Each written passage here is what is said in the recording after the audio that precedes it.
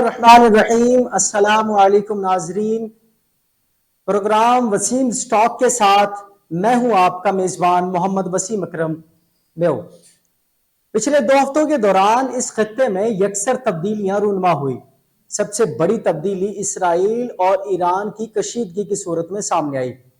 پہلے اسرائیل نے ایرانی سفارت خانے پر حملہ کر کے ایک جنرل سمیت کئی افراد کو قتل کر دیا. جوابی حملے کی صورت میں ایران نے پہلی دفعہ اسرائیل پر ڈائریکٹ تقریباً 800 سے زائد راکٹس اور ڈرونز داغے، جن میں سے کئی اسرائیل کی حدود میں گرنے میں کامیاب ہوئے. ایران کا کہنا تھا کہ ایران اپنی خود مختاری پر کسی صورت سمجھوتا نہیں کرے گا. اس سارے معاملے میں ایران نے ایک لفظ ریٹیلیٹ کا بار بار استعمال کیا. اس اقدام کو مسلم امہ نے بہت پسند کیا. اس حملے کی صورت میں کیا ایران نے فلسطینی بہن بھائیوں کا بدلہ لینے کی کوشش کی یا صرف اپنی خود مختاری کی رٹ قائم کی؟ ان سارے سوالوں پر بات چیت کرنے کے لیے ہمارے ساتھ ہمارے مہمان موجود ہیں. جناب زاہد عباس نقوی صاحب، آپ کو آج کے پروگرام میں خوش آمدید کہوں گا سر. ہمارے دوسرے مہمان ہیں مقیم احمد صاحب، آپ کو بھی سر آج کے اس پروگرام میں خوش آمدید کہوں گا سر. بہت شکریہ. بہت شکریہ آپ کا جی. سر، ایران نے اسرائیل پر جو حملے کیے ہیں، اس حملے کو آپ کیسا دیکھ رہے ہیں سر؟ پہلی بات تو یہ ہے کہ جی جو ریٹیلیشن ایران پر ہوئی تھی، ایران نے اس کا جواب دینا ہی تھا. ایک اس سوچ کے ساتھ کہ ان کے ساتھ زیادتی ہوئی، دوسرا یہ تھا کہ ان کی خود مختاری پر بھی حملہ تھا، اور تیسری بات یہ ہے کہ وہ ان کے ٹاپ ملٹری کمانڈرز تھے جن پر اٹیک کیا گیا، اور کیا بھی گیا تو ایک تیسری سرزمین پر جو کہ بلاد شام جسے آپ سیریا بھی کہتے ہیں وہاں پر ہوا. پھر جس جگہ کا انتخاب کیا گیا وہ سفارت خانے کا حصہ تھا. عام طور پہ یہ پروٹوکول ہے کہ جنگ کے دوران بھی نہ تو سول انفراسٹرکچر کو، اسکول کالج، پانی کی سپلائی اور خاص طور پہ ڈپلومیٹک جو انفراسٹرکچر ہوتا ہے اس کو تو ہاتھ ہی نہیں لگایا جاتا. ان کو نہیں چھیڑا جاتا کہ اگر وہ کوئی آپریشن بھی کر رہے ہوتے ہیں ٹارگیٹڈ یا ان ٹارگیٹڈ، اسے پہلی پرائرٹی یہ ہوتی ہے کہ یہ چیزوں کو یا سیولینز کو ہٹ نہیں کیا جاتا. تو اور پھر جو ان کی آپس میں لاگت بازی سمجھ لیں یا جو منافست چلی آ رہی ہے گزشتہ کئی اشروں سے، اس میں اسرائیل اپنے یعنی جس کو سب سے بڑا دشمن سمجھتا ہے وہ ایران ہے. آپ کے سامنے اس کے جو ایٹمی سائنسدان تھے ان کو ٹارگٹ کر کے مارا گیا. پھر ان کی جو سپاہ ہے اس کے کمانڈرز کو بھی ٹارگٹ کر کے مارا گیا، لیبنان میں، شام میں اور ایران کے اندر. کئی دفعہ یہ ہوتا ہے کہ ایران اس کو ڈسکلوز نہیں کرتا کہ مورائل ڈاؤن نہ ہو، اور کئی دفعہ یہ ہوتا ہے کہ خبر چھپائی نہیں جا سکتی اور پھر وہ آ جاتی ہے. تو دونوں اپنی جانب سے کبھی سائبر اٹیک، کبھی ٹارگیٹڈ اٹیک. سر، یہ جو جب کہ سفارت خانے پر حملہ ہوا ہے اور اس کو دنیا نے کس نظر سے دیکھا ہے جی؟ کہ دنیا کو نہیں پتا کہ یہ پروٹوکول کی خلاف ورزی ہوئی اور سنگین خلاف ورزی ہے، اور اس کو اسرائیل کی اس خلاف ورزی کو دنیا نے اس کا نوٹس کیوں نہیں لیا سر؟ دیکھیے، اب دنیا ڈیوائیڈڈ ہے. جو اسرائیل کا حامی ہے وہ اس کے ہر قدم کو جائز قرار دیتے ہیں. جو ایران کے چند حامی رہ گئے ہیں وہ اس کے ہر عمل کے اوپر آمنا و صدقنا کہتے ہیں. تو ہر ایک کا اپنا سچ ہے اور ہر ایک کی اپنی ایک سوچ ہے اور ہر ایک کے اپنے مفادات ہیں. تو سب جو ہے وہ اسی چیز کو فالو کرتے ہیں جو ان کو سوٹ کرتی ہے. جی بہت شکریہ. تو اس لیے سر جی زاہد عباس نقوی صاحب، سر آپ سے بھی میرا یہی سوال ہے کہ جو یہ کشیدگی ایران اور اسرائیل کے درمیان جو بڑھتی چلی جا رہی ہے، اور ابھی بھی ایران اسرائیل کو دھمکا رہا ہے کہ اگر دوبارہ کوئی ایسا حملہ کیا تو ہم دوبارہ اس سے سنگین حملہ کر کے اس کا جواب دیں گے. سر آپ کیا دیکھ رہے ہیں اس سارے معاملے کو؟ کیا ایران صرف ریٹیلیٹ کر رہا ہے یا پھر وہ پورے مسلم امہ کی اس وقت نمائندگی کرنا چاہ رہا ہے سر؟ اچھا، اس میں وسیم اکرم صاحب بہت شکریہ، آپ نے ایک بڑا اچھا ٹاپک سلیکٹ کیا. سب سے پہلی بات تو یہ ہے کہ آپ یہ چیک کر لیں کہ یہ جو اٹیک ہوا ہے نا، اس کا وہ جو فلسطین اور اسرائیل کی کشیدگی ہے اس سے قطعاً کوئی تعلق نہیں.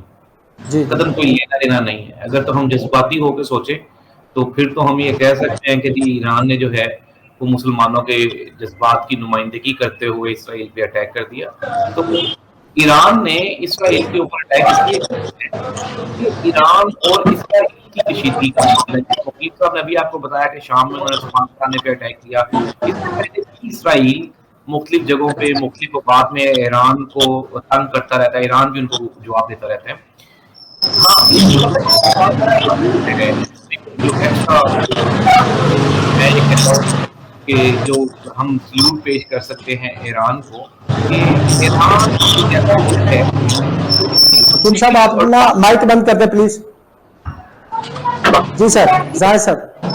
اچھا یہ ایران جو ہے یہ خطے کا واحد ملک ہے جو کہ اتنی ٹف سچویشن میں بھی اسرائیل کو ماننے سے انکاری ہے اور اسرائیل کو ہر جگہ پہ جواب دینے کے لیے تیار ہے. اگر ہم بات کر لیں ایران کی تو ایران آپ یہ دیکھیں کہ انتہائی مشکل سچویشن میں ایگزسٹ کر رہا ہے. گزشتہ 50 سال سے ان کے اوپر اندرونی اور بیرونی پابندیاں لگی ہوئی ہیں اور وہ ٹریڈ نہیں کر سکتے. اس کے علاوہ وہ یو این او میں بھی آپ کے سامنے ہے کہ ان کو کس طرح سے دیکھا جاتا ہے. امریکن پابندیوں کی وجہ سے ایران کے اوپر بہت پریشر ہے، لیکن اس سب کے باوجود بھی ایران کا اسرائیل کو جواب دینا یہ کسی بھی آزاد ملک اور اس کی خود مختاری کا یہ ثبوت ہے. اور ایران نے ہر جگہ پہ یہ ثابت کیا ہے کہ آپ ان کے اوپر جتنی مرضی مالی پابندیاں لگا لیں لیکن ان کی خود مختاری کا سودا نہیں ہوگا. اس کے علاوہ بھی ایران کو کافی پریشان کرنے کی کوشش کی جاتی رہی ہے. عموماً جو ہے وہ انسانی حقوق کی پابندیوں کا ذکر کر کے بھی ایران کو تنگ کیا جاتا ہے کہ یہاں پہ شخصی آزادی نہیں ہے، یہاں پہ لڑکے لڑکیوں کی آزادی نہیں ہے، یہاں پہ یوتھ کو آزادی نہیں ہے، یہاں پہ بہانوں سے ایران کو ٹارگٹ کیا جاتا رہا ہے. لیکن ایران نے ہمیشہ ایک خود مختار ریاست ہونے کا ثبوت دیا ہے اور ایران کی طرف سے اسرائیل کو یہ کوئی انہونی بات نہیں ہے. اسرائیل مجھے تو یہ سمجھ سکتی انڈاؤٹڈلی کہ اسرائیل اکنومیکلی بہت سٹرونگ ہے. اگر ہم بات کریں ملٹی نیشنل کمپنیز کی تو 90% اسرائیلی ہیں اور پھر جیوش لوبی بہت ڈومیننٹ ہے. ایون کہ امریکن جب پریزیڈنشیل الیکشنز ہوتے ہیں تو وہاں بھی جو جوش لوبی کا پیسہ لگا ہوتا ہے تو وہ ڈیسائیڈنگ فیکٹر ہوتا ہے کہ آیا کہ کون سی پارٹی اور کون سا پریزیڈنٹ جیتے گا. تو اس سب کے باوجود بھی اگر میں یہ سمجھتا ہوں کہ دنیا میں اگر کوئی اسلامی ملک اسرائیل کے لیے خطرہ ہے اور اسرائیلی اس کو وزیر اعظم خود بھی کئی مرتبہ کہہ چکے ہیں جی کہ ہمارے لیے ایران وہ ڈینجرس ہے اور خطرناک ہے.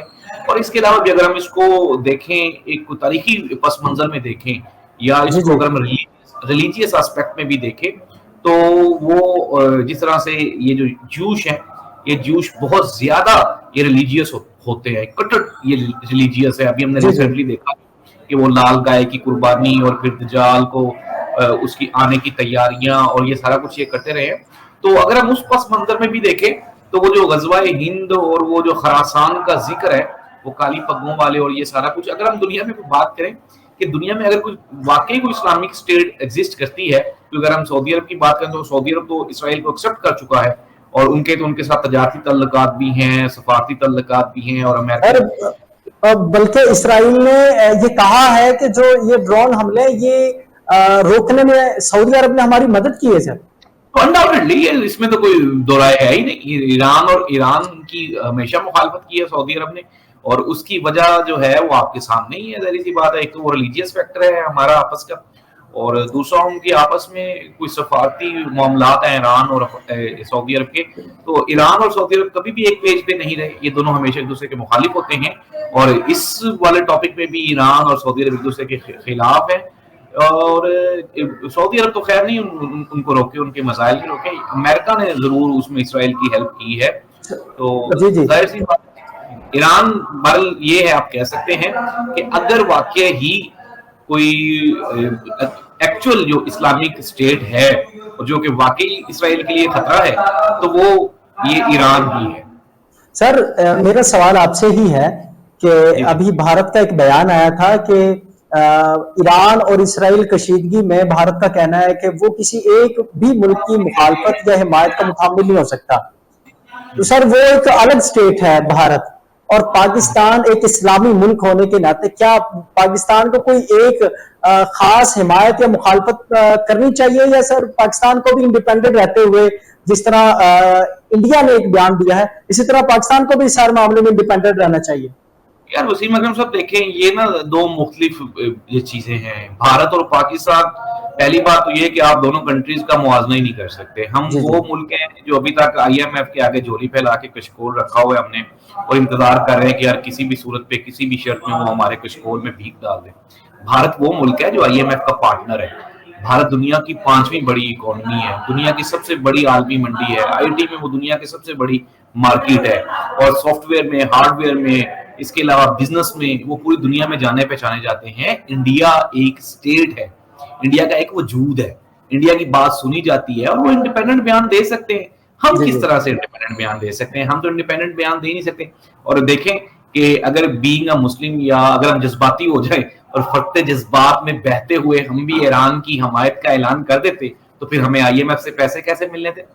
پھر تو ہمیں IMF پیسہ نہیں دے گا، ہمیں تو IMF سے امریکہ نے پیسے لے کے دینے ہیں، کیونکہ ہم ان کی IMF کی شرائط پورا نہیں اترتے، کسی بھی صورت میں نہیں اترتے، کیونکہ ہمارے ملک میں بدعنوانی کو جائز قرار دے دیا گیا ہے، اور یہاں پہ کوئی بھی آڈٹ نہیں ہے. جتنا بھی یہاں پہ ڈیولپمنٹل پروجیکٹس ہوتے ہیں، اب کیئر ٹیکر گورنمنٹ تھی، محسن نقوی صاحب تھے، وہ تو نگران کیئر ٹیکر وزیر اعلیٰ پنجاب تھے، لیکن انہوں نے یہاں پکڑ کے پورے پنجاب میں جتنی ڈیولپمنٹس کی ہیں تو وہ سارا پیسہ وہ خرچ کر کے چلے گئے ہیں جو ان کو نہیں کرنا چاہیے تھا. تو بھائی یہاں پہ پاکستان کی کوئی اہمیت نہیں ہے یار وسیم صاحب. اور پاکستان نے جو بیان دیا، پاکستان نے صرف ذاتی فائدے کے لیے بیان دیا ہے کہ پاکستان کے جو خطے کی کشیدگی ہے اس کو لے کر بڑا کنسرنڈ ہے. پاکستان کو لے کے کوئی بھی کنسرن نہیں ہے. پاکستان کنسرنڈ ہوتا ہے، پاکستان کا کیا ہے ہمارا. یار دیکھیں ہم نے گزشتہ یہ جو چل رہی ہے پولرائزیشن چل رہی ہے، اس میں ہم نے ہر چیز گنوا دی ہے. اس میں ہم نے اپنا تشخص گنوا دیا ہے، اس میں ہم نے اپنی جو اکنامیکل جو اسٹیبلٹی جو آ رہی تھی ملک میں وہ گنوا دی ہے. ہم نے اس میں اپنا جو ہمارا آزاد ایک خارجہ پالیسی بن رہی تھی ہم نے وہ گنوا دی ہے. پاکستان واپس چلا گیا 50 سال، جہاں سے ہم لوگ سٹارٹ ہوئے تھے شاید اس سے بھی پیچھے چلے گئے ہیں. یہ کوئی اچھی کوئی حوصلہ افزا بات نہیں ہے. پاکستان کا کوئی بیان جو ہے وہ قابل ذکر نہیں ہے اور کوئی وہ افیکٹو نہیں ہے. آپ جو مرضی اس کو دے لیں. سر میرا مقیم صاحب آپ سے سوال ہے کہ پاکستان کو لالچ یا دھمکی دے کر کوئی ایران کے خلاف کوئی پاکستان کو استعمال کیا جا سکتا ہے؟ دیکھیں جی، ایسی سچویشن میرے حساب سے نہیں ہو سکے گی، اور پاکستان نے کبھی بھی ایران کو اپنے سے جدا نہیں سمجھا. پھر اسرائیل کو تو پاکستان ایکسیپٹ ہی نہیں کرتا. یہ ایک واحد ملک ہے. حکیم صاحب آپ کیسے کہہ رہے ہیں پاکستان نے ایران کو کبھی اپنے آپ سے جدا؟ پاکستان اور ایران دو الگ الگ ان کی فورن پالیسی ہے، اور دونوں ایک دوسرے کی مخالفت کرتے ہیں، کبھی بھی ایک دوسرے کی سپورٹ نہیں کی. یہ ایران نے پاکستان پر حملے بھی کیے ہیں، راکٹ بھی چلائے. ایران اور پاکستان کی شدید کشیدگی رہی ہے، اور آپ اور وہ اس کے پیچھے امریکہ ہی تھا نا، انوالومنٹ تو امریکہ کی تھی، پریشر امریکہ کا تھا. لیکن دوسری بات آپ یہ بھی نہ دیکھیں کہ ایران نے بھی کبھی بھی پاکستان کی حمایت نہیں کی. ایران نے ہر پلیٹ فارم پہ انڈیا کی حمایت کی ہے. ہمارے ان کے ساتھ سفارتی تعلقات اچھے نہیں ہیں. یار ہر موقع کے اوپر ایک جیسی سچویشن نہیں ہوتی، اور ہر موقع کا ایک ہی جواب بھی نہیں ہوتا.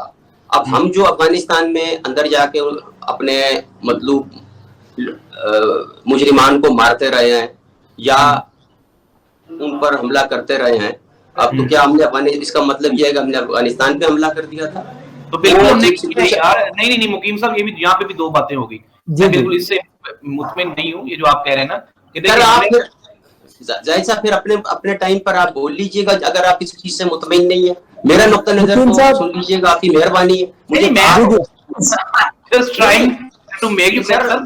میں تو چیزوں کو صحیح کرنے کی کوشش کر رہا ہوں. نہیں آپ اپنے ٹائم میں درست کیجئے گا. زاہد صاحب درست کیجئے گا. سر آپ کو بھی دیتے ہیں ٹائم سر، مقیم صاحب کو موقف رکھ لینے کے. پھر سر آپ سے بھی یہی سوال کرتا ہوں. سر دیکھیں میں آپ کی طرح کوئی زیادہ پڑھا لکھا آدمی نہیں ہوں، نہ آپ کی طرح تجربے کار ساتھی ہوں. میں چھوٹا سا طالب علم ہوں. میری اپنی ایک رائے ہے، اگر آپ مجھے اجازت دیں گے تو میں پیش کروں گا. جی مقیم صاحب رکھیں، اپنی رائے رکھیں سر. ہاں دیکھیں نا، اب ہمارے تعلقات یا کسی بھی ملک کے تعلقات کے درمیان اپ اینڈ ڈاؤن آتا ہے، گرم و سرد پیریڈز ہوتے ہیں، کبھی گفتگو ہوتی ہے کبھی نہیں ہوتی ہے. اب پچھلے PTI کے دور میں ہمارا سعودیہ سے بھی بگاڑ تھا, UAE نے بھی ہمیں دھمکی دے دی تھی. تو کیا اس کا مطلب یہ کہ ساری عمر وہی صورتحال رہے گی؟ اب آپ کے سامنے اب سعودی وفد ایک دن میں 2 وفد آ چکے ہیں. اب وہ وقت کی نزاکت ہوتی ہے, ان کے تعلقات ہوتے ہیں, اسٹیٹ کے انٹرسٹ ہوتے ہیں. نقیب صاحب, آپ کیا یہ کہنا چاہ رہے ہیں کہ اب جو پاکستان جن حالات کا شکار ہے اس سے سعودی عرب خوش ہے؟ سر جی, خوشی غمی نہیں ہوتی اس وقت. سوٹیبل ہے ان کو, آپ کیا سمجھتے ہیں پھر آج جو جن صورتحال میں پاکستان چل رہا ہے یہ سعودیہ کے لیے یہ سوٹیبل چلتا ہے؟ نہیں, سوٹیبل کی بات نہیں ہوتی بھائی جان. اب وہ ہر کنٹری اس وقت اپنے معاشی مفادات دیکھ رہا ہے. سیاسی اور اسٹریٹجک سے زیادہ اس وقت اکانومی پہ زور ہے. کووڈ کے بعد ساروں کی کمر ٹوٹی ہوئی ہے, ہر آدمی اسی چکر میں ہے کہ فورن انویسٹمنٹ آئے. پاکستان کی بھی یہی ڈیزائر ہے. اب وہ ان کو جو انوائٹ کیا گیا ہے کہ وزیر دفاع موجود تھے اور اس کے بعد معاون وزیر دفاع بھی تشریف لے آئے 24 گھنٹے کے اندر, تو اس کا مطلب یہ کچھ ڈیولپمنٹ ہو رہی ہے. They want to do something with Pakistan. At the same time انہوں نے کوئی 1100 کے قریب پیٹرول پمپ خریدے ہیں پاکستان میں. وہ ریٹیل بزنس میں جا رہا ہے آرامکو اور سعودی عرب. تو ان کی اسٹریٹجی بھی چینج ہو رہی ہے. لیکن ہم کسی کے اوپر امپوز نہیں کر سکتے. ہم لینے والے لوگ ہیں, ہم دینے والے نہیں ہیں. ہم کسی کو جس سے ہم مانگ کے کھاتے ہیں ہم اسے نہیں کہہ سکتے کہ بھائی 100 کا نوٹ دے یا 50 کا نوٹ دے, اور جو ہے تازہ اور کرسپی نوٹ دے. وہ آپ کے ہاتھ میں جو رکھتا ہے لے لیں. تو یہ ہم جو ہے نا, ہمارا پرابلم یہ ہے کہ وہ مانگ کے کھانا اور ٹھاٹ سے رہنا اور قرض خواہ کو آنکھ بھی دکھانی, یہ کون سی اپروچ ہے اور کون سن لے گا ہماری؟